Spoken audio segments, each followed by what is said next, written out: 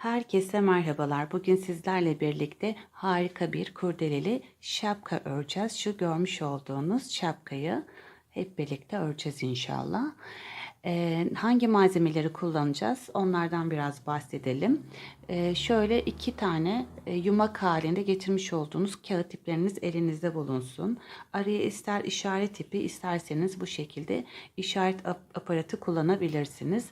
Tığ olarak da 3,5 milim tulip markayı ben bu sefer tercih ettim. Örmesi daha kolay. Ekranda görünmüyor sanırsam. 6 numara ama 3,5 milim tığ olacak. Şimdi kağıt iplerde şöyle bir sorun var arkadaşlar. Örneğin şu ip bakın kağıt ip ama çok ince. O yüzden size vereceğim ölçülerde değişikliğe sebep olabilir. Bu ipi tercih edeceğim ben. Bir tık daha kalın. Şöyle göstermek istiyorum. Aradaki farkı görebilmeniz için. Sanırım anlaşılır. Bunu kenara bırakıyorum. Şapka yapımına sihirli halka ile başlayalım. İki yöntem var. İkisini de size göstermek istiyorum. Bunun için orta parmağımı şu şekilde bakın çapraz oluşturdum. Tığ içinden geçirdim. Bu şekilde önce bir kilit oluşturuyorum buraya. Sonra parmağımdan bu halkayı çıkarıyorum. Böyle ikili olarak 8 tane sık iğnemi içine yapıyorum. Bu yöntemi ben çok tercih etmiyorum ama diğer yöntem biraz daha zor. Hangisini tercih etmek isterseniz. Bu şekilde 8 tane yaptıktan sonra şunu asıldığınız zaman şu şekilde kapanıyor. Ama ben bu yöntemi tercih etmiyorum. Sihirli halka yapımı için baş parmağıma ipimi 2 kere doluyorum. Tığımı içinden geçirdim. Şuraya bir tane kilit oluşturdum. Oluşturmuş olduğum bu halkanın içine 8 tane sık iğne yapacağım.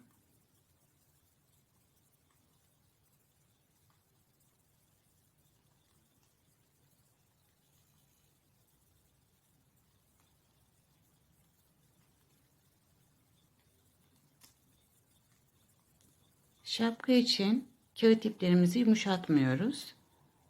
8 tane sık iğne oldu. Sayalım yine de. Evet 8 tane olmuş. Şimdi ördüğüm kısım aşağıya gelecek. Şurada altta kalanı kendime doğru yavaş yavaş çekiyorum şu şekilde. Bakın şöyle asıldığım zaman da kısalan ip. Kendimize doğru yavaş yavaş çekelim. Çünkü kağıt ipler kopabiliyor. Çekebildiğimiz kadar çekelim. Şuradaki alanımızı daraltalım. Bakın alan daraldı. Sonra bu ipimize yavaş yavaş asılıyoruz. Bu şekilde halkamız hazır. Bu sıramızda yani ikinci sıramızda bütün sık iğnelerimizin içine çift batacağız. Ve bu ipi de arada yürüteceğim.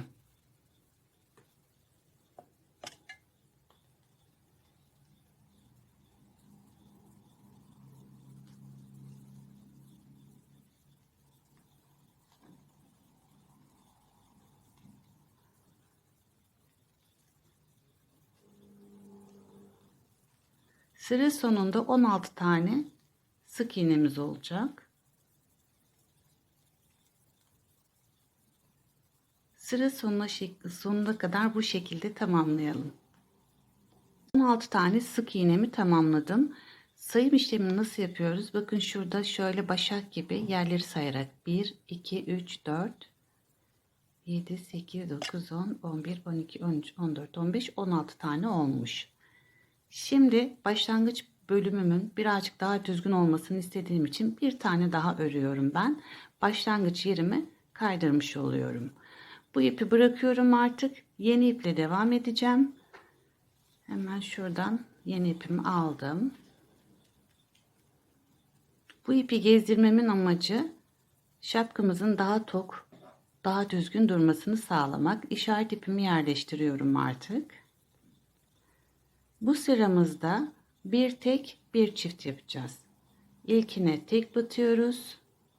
Yani bir kere, yanındakine 2 kere. Yani aynı sık iğnenin içine ikinci kez battım. Şimdi tekrar tek ve çift.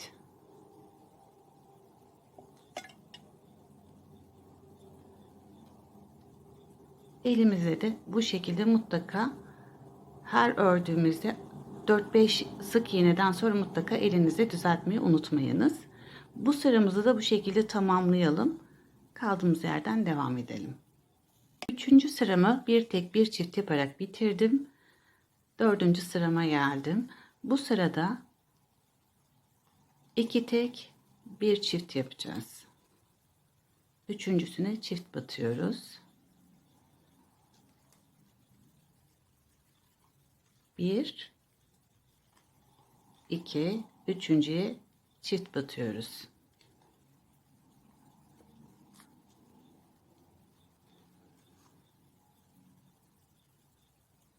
Sıra sonuna kadar bu şekilde tamamlayalım. Sıra başına geldiğiniz zaman 5. sırada 3 tek bir çift yapın. Sonra kaldığımız yerden tekrar devam edelim.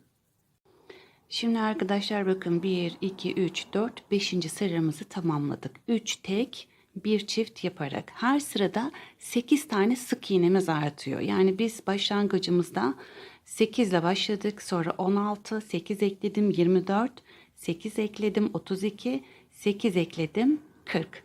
Bu sırada 40 tane sık iğneniz var. Bundan sonrakilerde sayı vermeyeceğim ama hepsinde saymak isterseniz bir öncekine hep 8 ekleyeceksiniz. Ona göre de sayı konusunda da daha önce soranlar olmuştu. Bunu da not olarak eklemek istedim. Bundan sonrasında ise arkadaşlar şu arkadaki ipleri, fazlalıkları keseyim ben. Şöyle bakın dipten kestim. Şunları kestim. Şöyle kaldığımız yerden 6. sıramızda devam edelim. İşaret ipimi buraya koydum. Şimdi bu sırada 4 tek bir çift yapmamız gerekiyor ama başlangıcımızı 2 tek bir çift yapacağız. Şimdi buraya çift batıyoruz. Aynı yere bir daha. Şimdi 4 tek yapacağım.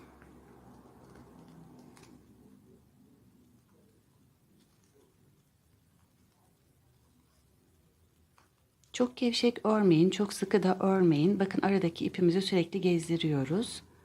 Şimdi çift yapıyorum. Şimdi bunu böyle yapmamın da bir amacı var.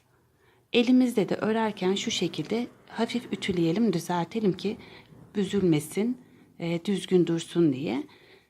Şimdi 2 ile başladık, bir çift yaptık, 4 tek bir çift yaptık. Sıra sonuna kadar bu şekilde 4 tek bir çift, 4 tek bir çift. En sona geldiğimizde 2 tane tek kalacak. Bunu bu şekilde yapmamın sebebi arkadaşlar, bakın şapkanın şu taban bölümünü yuvarlak istiyoruz. Eğer bizim bütün artırmalarımız üst üste gelirse böyle köşegen bir tablo oluşuyor. Onu istemediğim için ben genelde şapkaların taban bölümünü bu şekilde örüyorum. Bu sırayı bitirdikten sonra arkadaşlar bir sonraki sıramızda 5 tek bir çift yapacaksınız. Sonra 6 tek bir çift, ama ne yapacaksınız? Çift sayıyla başlayan bütün sıralarda rakamın yarısı kadar rakamla başlayacağız. Yani 3 tek bir çift, sonra 6 tek bir çift şeklinde devam edeceğiz. Sonraki sıramızda 7 tek bir çift yapacağız. Sonrakinde 8 tek bir çift ama 4 tek bir çiftle devam edeceğiz. 8 tek bir çift yaptıktan sonra tekrar görüşelim. 10. sıramı 8 tek bir çift olarak tamamladım. Toplamda 80 tane sık iğnem oldu. Sonra 11. sırayı da hiç artırma eksiltme yapmadan düz bir şekilde 80 tane sık iğne olacak şekilde ördüm. Şimdi bundan sonra şu ölçüyü vermek istiyorum. Eğer small kafa yapısına sahipseniz, yani minyon tipli dediğimiz, işte kafa yapısı küçük olan 50, 51, 52 gibi çıkan kişilerin artık bundan sonra sayı artırma yapmasına gerek yok. Ama kafa yapınız benimki gibi büyükse, benimkisi 56 santim, yani medium bir şapka örmek istiyorsak 12. sırada 15 tek bir çift yapacağız. 85 tane sık iğnemiz olacak. 12. sıramı 15 tek bir çift şeklinde 85 sık iğne olacak şekilde tamamladım, ördüm. Ördükten sonra ütüledim, taban bölümüm düzgün olsun diye. Artırmaların olduğu yerlere işaret koydum. M beden şapka öreceğiz artık. Bunun için ölçüleri vermek istiyorum önce. Şöyle bakın, 17, hatta 17'den birazcık daha fazla. Etrafını şu şekilde ölçtüğüm zaman ise 55 santim geliyor. Şöyle gösterelim. 55 santim geliyor. Ancak ben 56 santim kafa ölçüsüne sahip olduğum için bir artırma daha yapacağım. Onu da 13. sıramızda yapacağım. Bunun için bunu çıkartıyorum. Bunu da çıkartalım. Bundan sonra bir artırma yapacağız ve bu sırayı da 16 sıra düz öreceğiz. Onun ilk sırası olarak kabul edelim.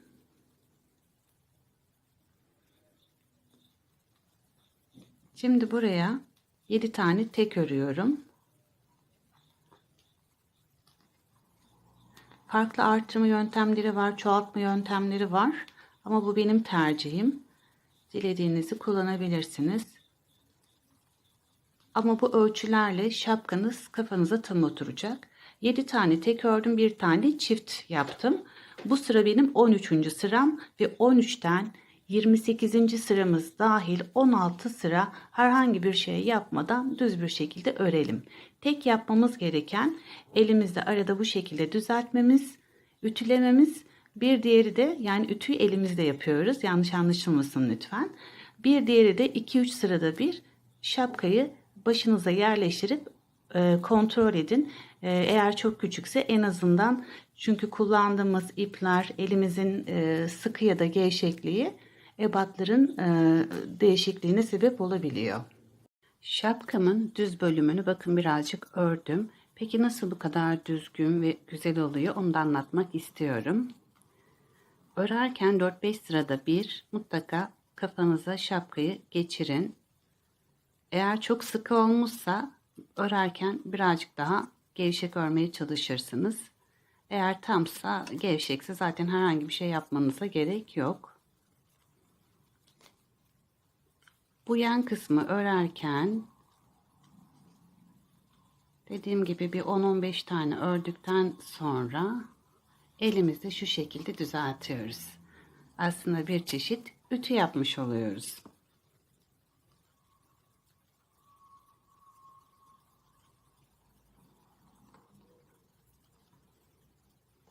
Bütün detaylarıyla birlikte elimden geldiğince sizlere anlatmaya çalıştım. Eğer sizler de örerseniz mutlaka sayfanızda beni paylaşınız. Kanalımı takip edebilirsiniz. Yorum yazabilirsiniz. Beğeni yapabilirsiniz.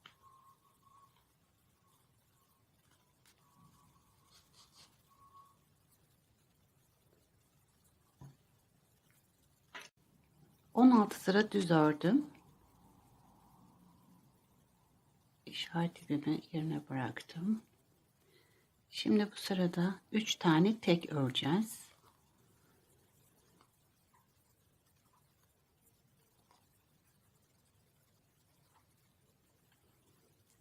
Dördüncüye çift yapacağız.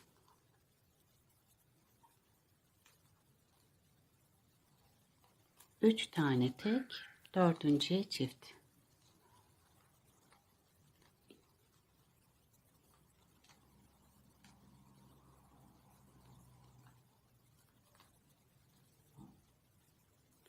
Sıra sonuna kadar bu şekilde örelim.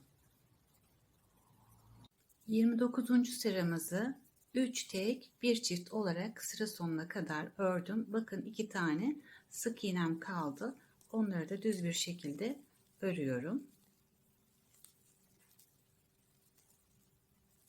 Şimdi kurdele bölümüne geldik. Şapkamızın bu bölümünü öreceğiz. Bunun için de Small beden şapka için 52, M beden şapka için de 56 tane zincir çekmemiz gerekiyor.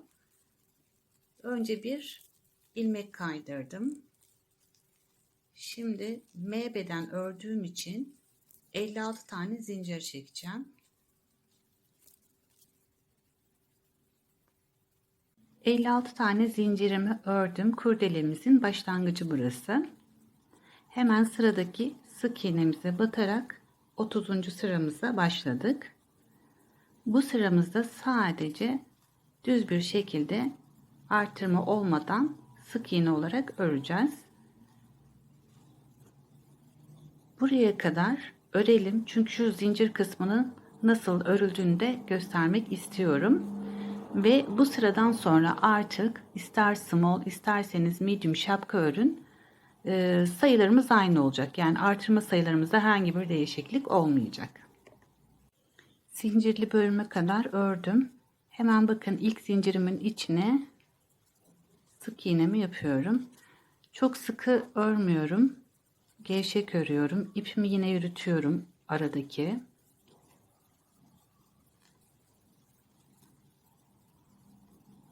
Bu şekilde sıra başına kadar tüm zinciri örelim ve şöyle arada da elimizle çekiştirelim.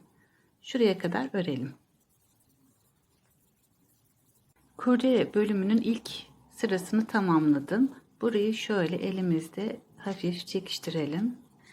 İçeride gezdirdiğimiz ip kasma yapmasın diye. Sıra geldi 31. sıramıza. Bu sıramızda 4 tek bir çift yapacağız. Ama önce çift sayıyla başlayacağız burada. İlk sık iğnemizin içine 2 kere. Sonra 4 tane tek. Artık şapkamızın siperlik bölümü de oluşmaya başlıyor yavaş yavaş. Bundan sonraki sıralarda şapka birazcık daha şekillenecek. Şimdi çift örüyorum. Elimle de bu şekilde düzeltiyorum. Şimdi buranın tamamı 4 tek bir çift 4 tek bir çift bu şekilde. Bu zincir kısmının üstünü de 4 tek bir çift şeklinde yaparak buraya kadar örelim. Ördükten sonra 3 sıra düz bir şekilde örelim. Sonra kaldığımız yerden devam edelim. 3 sıra artırma yapmadan düz bir şekilde ördüm. 1 2 3. Şimdi sıra başındayız. Bu sırada 5 tek bir çift yapacağız. Ama başlarken önce 1 2 3. Şimdi bir tane çift öreceğim.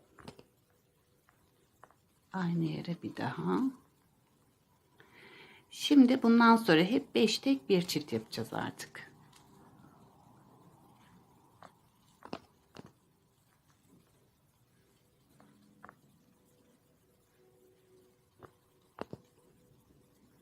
Beşinci tekimi ördüm. Şimdi bir tane çift yapıyorum. Aynı yere batırdım. Elimle de düzeltiyorum. Bakınız şapkamız şekillenmeye başladı. Şimdi hep birlikte 5 tek bir çift örelim. Sonra ne yapacağız? Buraya geldiğiniz zaman üzerine 4 sıra artırma yapmadan düz bir şekilde örün. 4 sıra düz bir şekilde ördüm. Bu sıramızda 20 tek bir çift öreceğiz. 7 kez yapacağız bunu.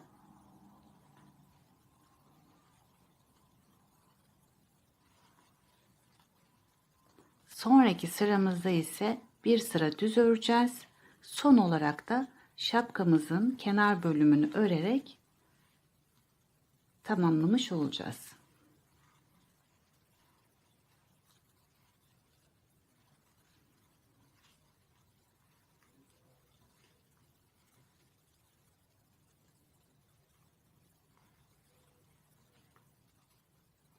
İplerinizin kalınlığı, inceliği, elinizin gevşekliği, sıkılığı, daha önce de belirttiğim gibi şapkaların ölçülerinde değişikliğe sebep olur. Ancak ilk ördüğünüzün günahı olmaz diyelim. Sonrakilerinde 3 aşağı 5 yukarı nasıl örmeniz gerektiğini daha güzel anlamış olursunuz. Şimdi buraya bir tane çift yapıyorum.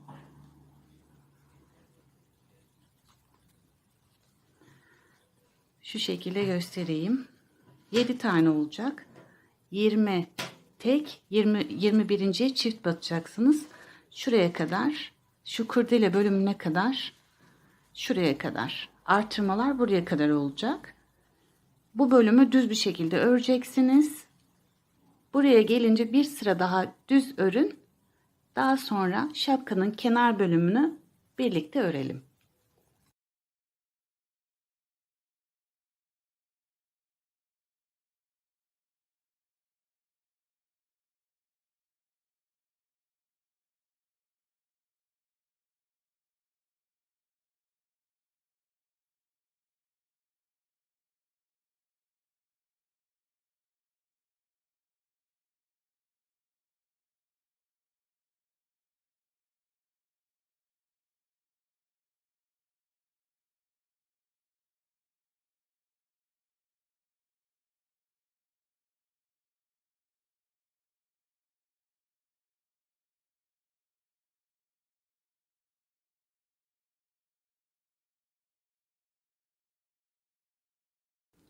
Ütüleme işlemini gösterdim sizlere. Ütü masasında daha kolay oluyor. Şimdi şapkanın kenarını öreceğiz. Bir tane ilmek kaydırıyorum. Bu birinci modelimiz olsun. Bir tane zincir çekiyorum. Sıradakine ilmek kaydırıyorum. Bir tane zincir, sıradakine ilmek kaydırıyorum. Bu sırayı tamamladıktan sonra, kenarını ördükten sonra mutlaka şapkamızı tekrar ütüleyelim. Biraz öreyim ben. Farklı modelleri göstereceğim çünkü. Siz hangisini örmek isterseniz onunla devam edersiniz.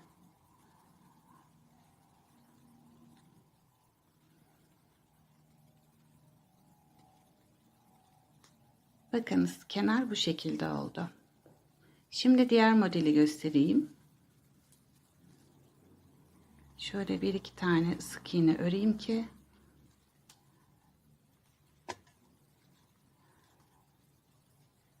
şimdi bunu bu şekilde biraz gevşek örmeniz gerekiyor. Tığı kendi etrafında döndürüyorum ve içinden geçiriyorum. Sıradaki sık iğnem, tığımı çevirdim, içinden geçirdim. Çok farklı modeller var. Dilediğinizi seçebilirsiniz. Ama ben en çok kullandığım 3 modeli sizlerle paylaşmak istedim.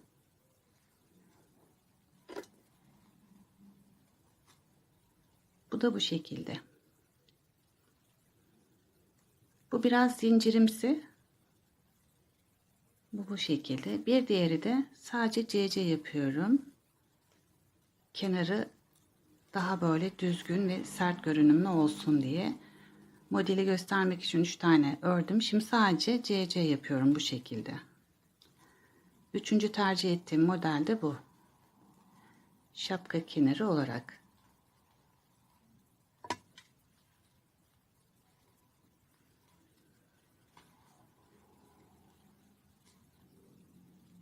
Bu da bu şekilde, bakın.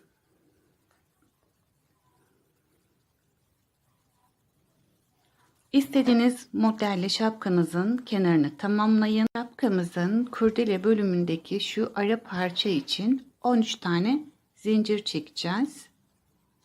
Sonra geri dönüp ikinciden itibaren 12 tane sık iğneyi düz bir şekilde örelim. 4 sıra öreceğiz. Dilerseniz 3 de yapabilirsiniz. Sıra sonuna geldiğinizde bir tane zincir çekip geri döneceksiniz.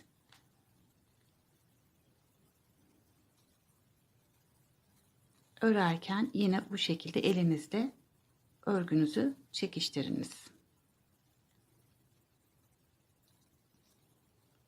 Parçayı da tamamlayın. Tekrar görüşelim. Şapkamın kenarını ördüm. Size göstermiş olduğum modellerden ilkiyle ördüm ben. Zikzak şeklinde, örmesi son derece kolay ve hızlı ilerliyor.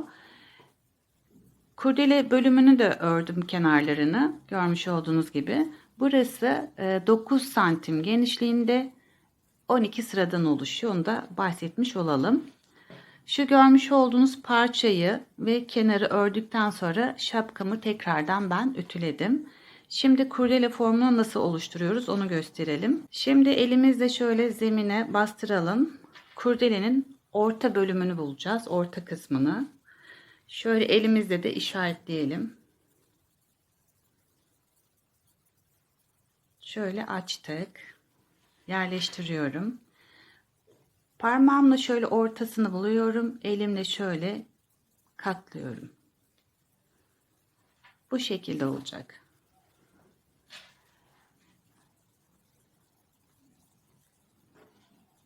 Ve bu parçayı da buraya ekleyeceğiz, dikeceğiz.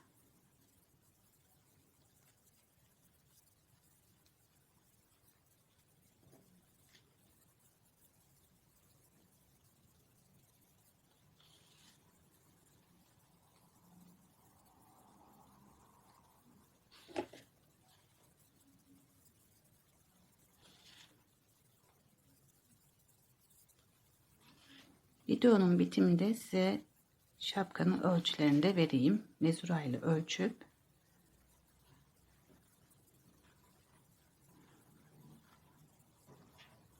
ara ara elinizle düzeltin kurdelenizi.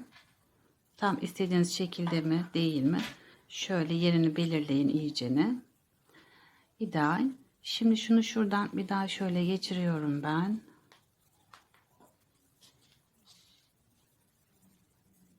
Biraz sabitlemek istiyorum daha doğrusu. Bunu buradan çekemeyeceğim. Şu şekilde çekelim.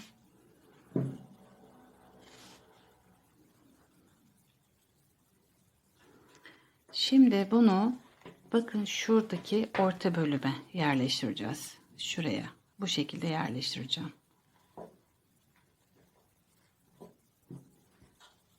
Bu şekilde dikmemiz gerekiyor.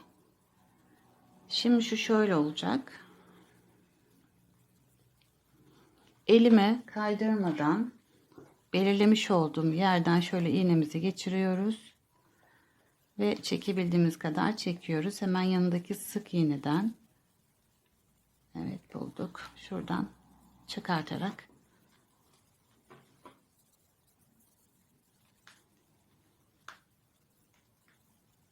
ve videoyu artık hızlandıracağım.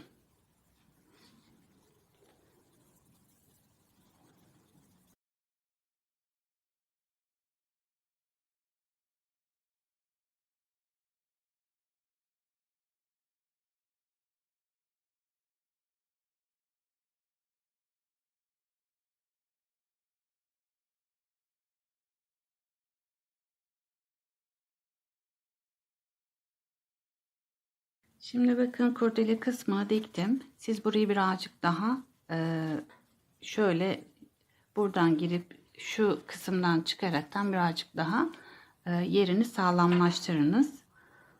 Şimdi şuraya bakın, şurada bir ip bıraktım. Bunu da kullanacağım. Şöyle kurdelenin yönünü belirledikten sonra bunları biraz buraya sabitliyorum ben. Şöyle yerini belirledikten sonra 2-3 yerden rüzgarla ya da işte herhangi bir sebepten dolayı çok bu taraftan havalanmasın diye bu şekilde dikiyorum.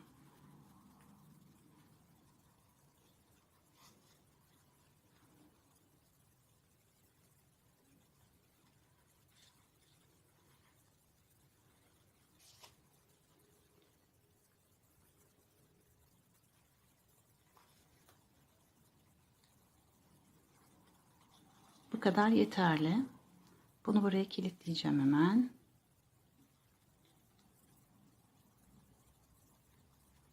Umarım beğenmişsinizdir. Beni etiketlemeyi, sayfamı takip etmeyi lütfen unutmayın.